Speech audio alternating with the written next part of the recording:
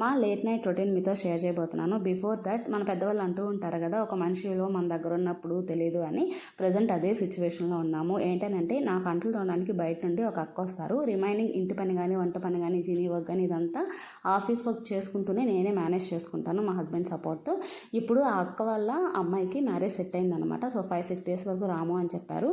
యూజువల్గా వాళ్ళు monthly 1 or 2 of తీసుకుంటూనే ఉంటారు. సో అలాగే మేనేజ్ చేసుకోవచ్చు అనుకున్నాను. కాకపోతే చాలా హెక్టిక్ అయిపోయింది. బైదవి ఇప్పుడు మీరు చూసింది ఓన్లీ ఒక్క బ్యాచ్ మాత్రమే. ఇలా రోజుకి 2-3 బ్యాచ్లు వస్తున్నాయి అంట్లు తోమడానికి నాకు. సో బెంగళూరులో ఉన్నప్పుడు కూడా మా పని మేమే చేసుకునే వాళ్ళం. ఎవరు హెల్పర్స్ ఉండేవాళ్ళు కాదు ఆఫీస్కి వెళ్ళి వస్తూ కూడా. ఇప్పుడు ఏంటంటే జిన్ని ఉండడం వల్ల అసలు అవ్వట్లేదు. సో అది ప్రజెంట్ సిచ్యువేషన్. సో అంట్లు తోమడం అయ్యాక ఇంకా బాదం పప్పు నానబెట్టేశాను, ఇడ్లీ కలిపి పెట్టేశాను, జిన్నికి పాలు కాసేసాను, ఫేస్కి షీట్ మాస్క్ వేసుకొని బ్లాక్ కాఫీ తాగుతున్నాను. అండ్ టైం అయితే అస్సలు షేర్ చేయను. మా అమ్మ వాళ్ళు బాగా ఫీల్ అవుతున్నారు లేట్ అయిపోతుందని.